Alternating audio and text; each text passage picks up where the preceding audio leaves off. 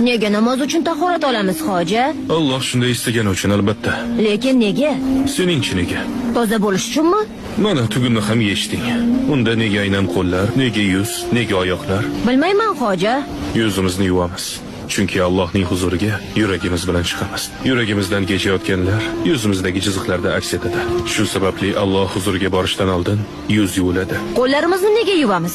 Qo'llarimiz haromga tegadi, adolatsizlikka tegadi, yomonlik qiladi. Balki biz sezmagandirmiz, lekin qo'llarimiz tekkan joydan kirlanadi. Unda oyoqlar-chi? Oyoqlar odamlarni olib boradi, to'g'ri yo'lga ham, egri yo'lga ham. Shuning uchun oyoqlar ham o'tmishdan tozalanishi kerak. Tahorat olayotganda suvga Allohning rahmatiga erishajak kishidek yuguring. Alloh suvni o'ziga ibodat qilish va unga yaqinlashish vositasi sifatida yaratdi. Alloh bizning gunohlarimizni kechirib, qalbimizni marhamat ila tozalagani kabi suv tashimizni tozalaydi. Shuning uchun suvga yuvib Allohni zikr qilamiz.